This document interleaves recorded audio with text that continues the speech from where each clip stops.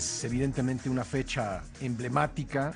Ya nos platicaba Javier López hace un momento que pues en estas fechas 2/3 de los mexicanos piensa que hay cosas que celebrar, una tercera parte está más escéptica, pero finalmente pues es un momento en el que evaluamos la mexicanidad, recordamos la historia del país y qué mejor que esté con nosotros el día de hoy para platicar de estas cosas, para platicar de la historia, de su significado, del impacto de los hechos del pasado en los hechos del presente.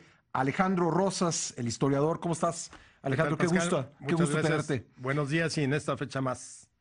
Oye, bueno, a ver, esta celebración ha ido cambiando con el tiempo, ¿no? Digo, finalmente guarda algunas cosas, pues de ritual, pero también no podemos decir que es lo mismo el grito hoy que hace 50 años. ¿Tú en qué has visto la evolución?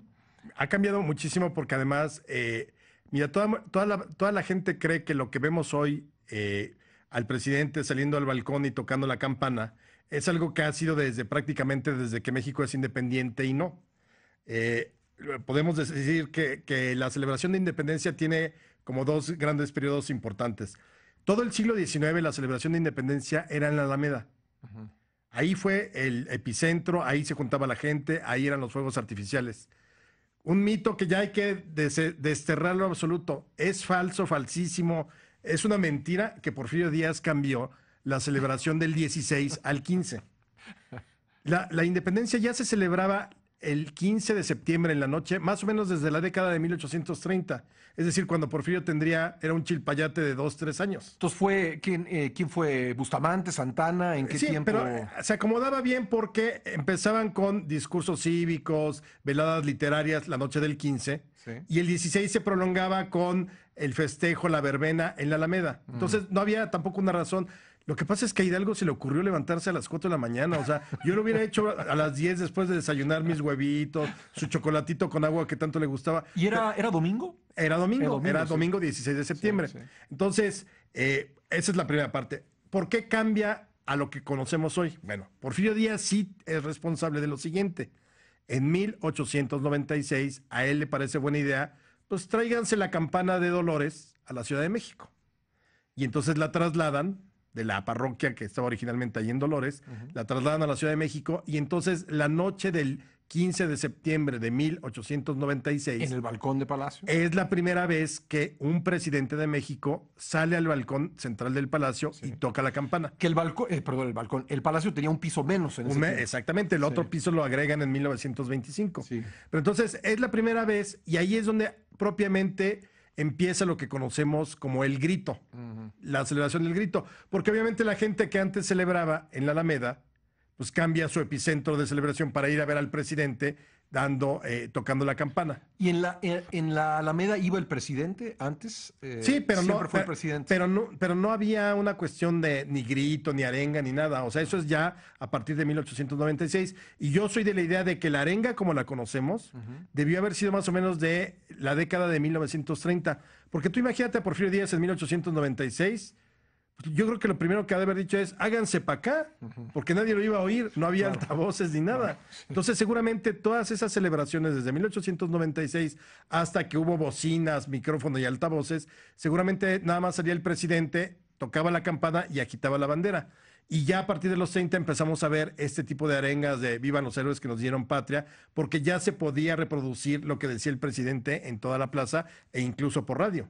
Y claro, obvio, trajo la campana para tocarla. La tocó esa noche del 15 de septiembre, que era su cumpleaños además, ¿no? Exactamente, era Sí. su cumpleaños, pero es falso de que él cambió y que desde entonces festejamos el 15, no. Sí. Siempre se ha festejado el 15 en la noche desde, te digo, más o menos la década de 1830. Ahora, Hidalgo nunca tocó la campana.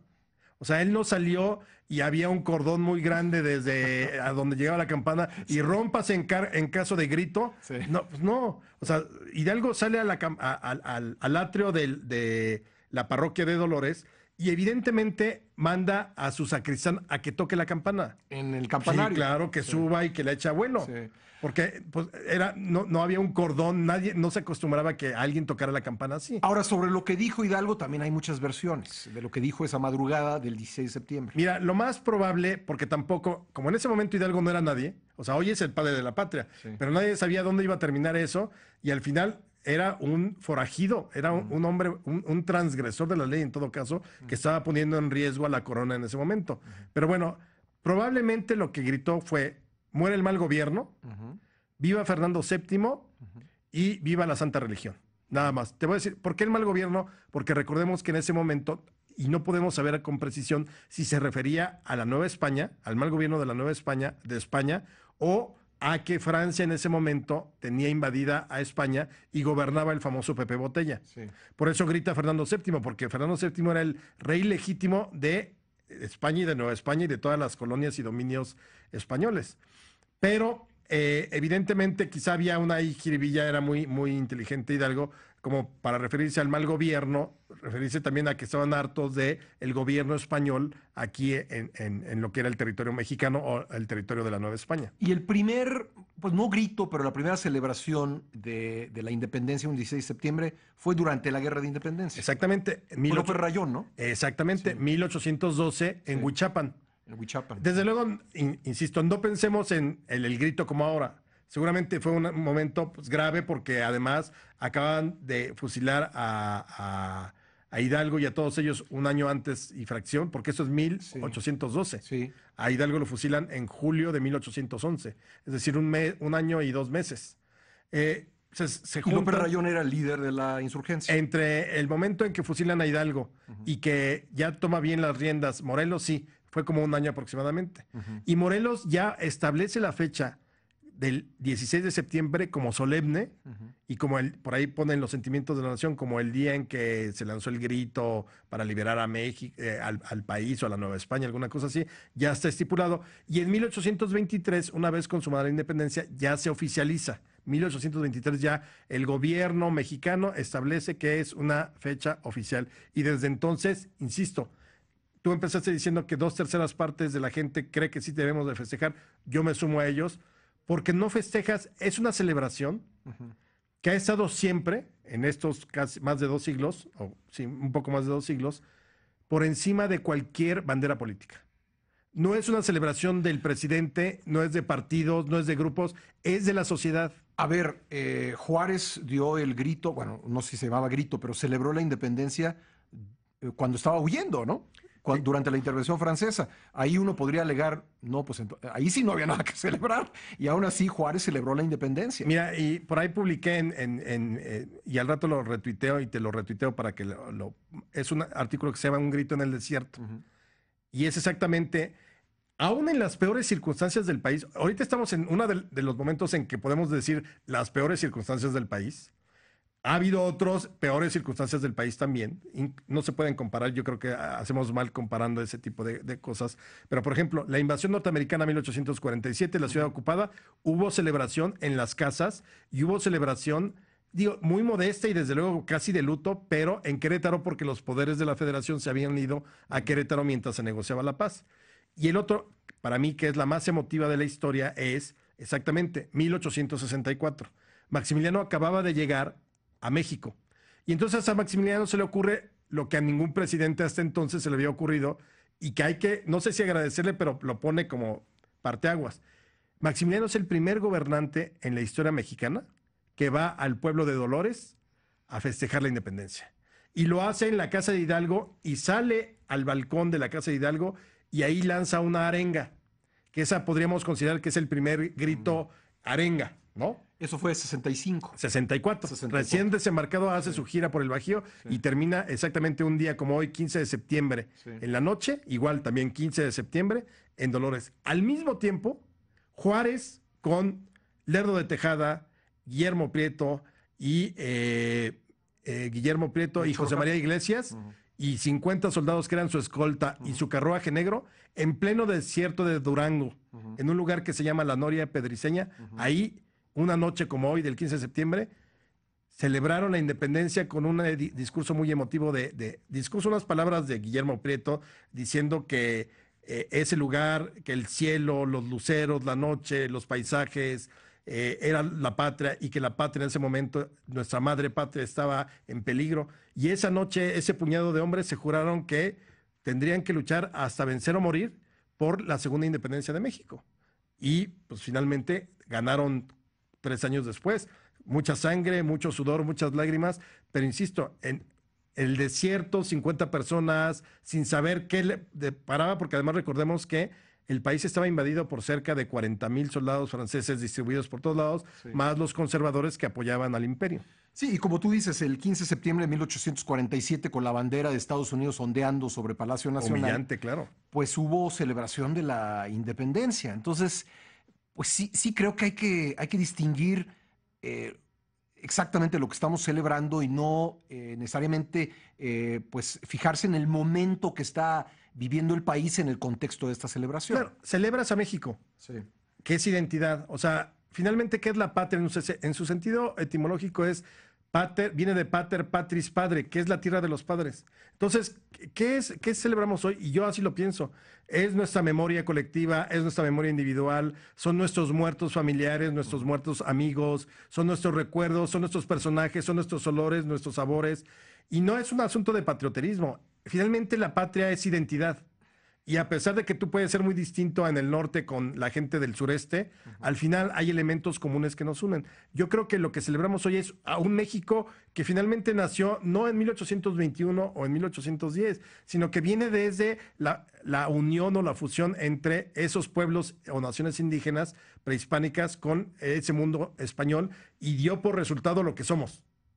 Yo creo que todo eso, esa memoria, esa cultura, esa lengua, todo eso es lo que debemos de pensar que hay que celebrarlo y mantenerlo vivo. A pesar de las circunstancias, no podemos claudicar.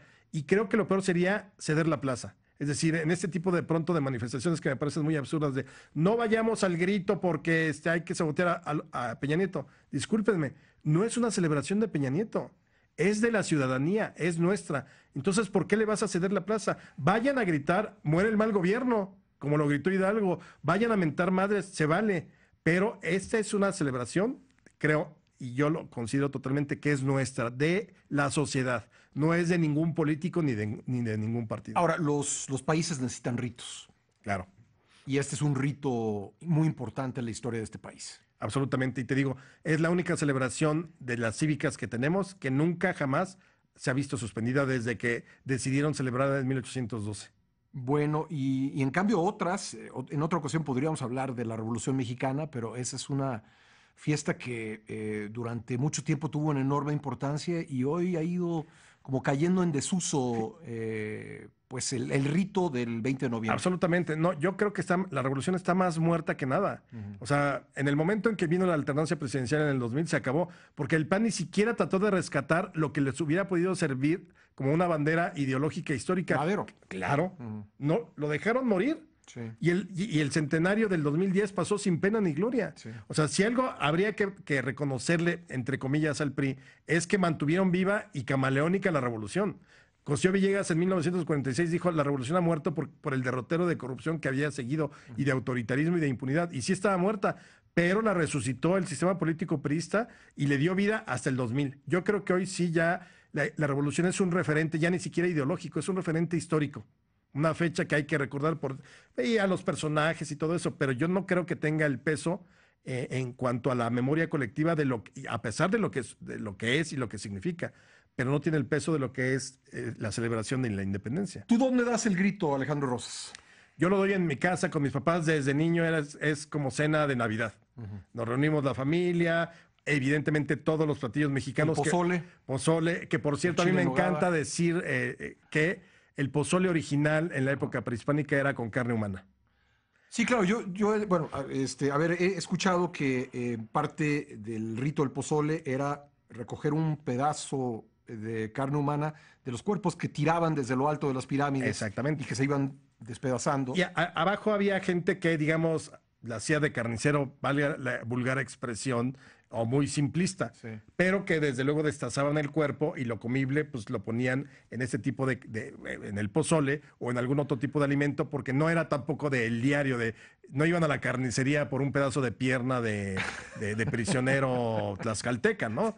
O sea, sí era para situaciones especiales, pero sí se practicaba la antropofagia. A mí lo que me parece más grave de todo, y traición a la patria, es llamarle pozole al pozole vegetariano. O sea, Pues sí, ¿cómo? eso es un caldo de verduras, quizá muy rico y lo que quieras. No puede, no puede. A mí yo soy ¿Qué absolutamente debe llevar el tolerante. pozole? ¿Qué tipo de carne debe llevar? ¿Cualquier tipo de carne? Sí. Puerco, pollo. Sí. Incluso hay gente que lo hace quizá con venado. Sí. Hay quienes le ponen pescado, sobre todo. Ya ves que hay diferentes pozoles en el estado de Guerrero, por Sí, ejemplo. sí. Pero nada más verduras, eso es una sopa de verduras para enfermito. O sea, Alejandro Rosas, siempre un gusto platicar contigo. Muchísimas gracias por haber venido. Seguimos pues, tu participación en Twitter con mucha frecuencia. Muchas gracias, Nos gusta Jorge. mucho la información que pones ahí. Creo que has sido un divulgador de la historia, lo cual es muy importante en este país. Así que sigan a Alejandro Rosas en Twitter. Es @ARR1910. así es. Muy bien. ¿Por qué escogiste ese El nombre? ARR es por mis iniciales Sí. y el 1910 es por el año en que mi bisabuelo se levantó en armas contra Porfirio Díaz. Ah, bueno, ahí está. Lo duró un día y lo agarraron y terminó en Lecumberri 6 meses, pero bueno. Luego se levantó contra Huerta y ahí muere en la revolución. Bueno, ahí está el significado de @ARR1910. Les recomiendo muchísimo la cuenta de Alejandro Rosas y todos sus libros, que tiene muchísimos libros. ¿Cuántos libros llevas? Híjole, mira, ahorita circulando hay como 6. Sí. Yo les recomendaría, si quieren tener una idea muy clara y general de divulgación de lo que es la historia de México desde que el hombre cruza el estrecho de Bering hasta la captura del Chapo de hace 2 años, la trilogía que escribí con Sandra Molina, que es Érase una vez México. Son 3 volúmenes, en serio, la van a disfrutar y es una visión totalmente despojada de cualquier tipo de maniqueísmo, mueran De unos. mito. Sí, no, es como si fuera un cronista o fuimos cronistas omnipresentes. No nos metemos de que si fue malo o bueno, pero te vamos contando toda la historia de pues prácticamente 4.500 años, no, más 6.500 años aproximadamente de historia. Porque además la historia, como se dice, la escriben los vencedores y tenemos una versión de la historia de México que podríamos decir, y a lo mejor sería motivo de una plática en otro momento y más profunda, quizá hay cosas no tan apegadas a la verdad porque así le convino contar la historia a quien hizo la historia, que son los vencedores, pero en una visión desapasionada de nuestra historia como la que tú siempre haces, creo que aparecen datos muy interesantes que nos ayudan a entender mejor este país nuestro. Claro, tuvimos siempre una versión de la historia que fue la historia oficial. Sí. Hoy creo que ya podemos confrontar a esa historia oficial con la que crecimos los que estudiamos en el siglo XX.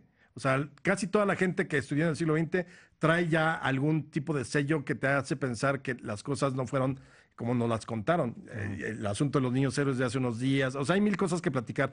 Pero evidentemente hoy ya la puedes confrontar. Y al final, por favor, ya también otro de los mitos que no podemos seguir, no existe la verdadera historia. Al final estamos reconstruyendo, como reconstruye el periodista, como Sí. reconstruye en el presente igual. Reconstruyes con lo que puedes y lanzas ideas. La verosimilitud, digamos. Exacto, exactamente. Entonces, no hay una verdad histórica. Cada quien te va a dar una versión distinta sobre un mismo hecho. Entonces, lo importante es leer, informarse y hacer un juicio personal en términos de lector, ¿no? Alejandro Rosas, te agradezco mucho que hayas Pascal, venido al programa. gracias. Feliz grito. Feliz grito.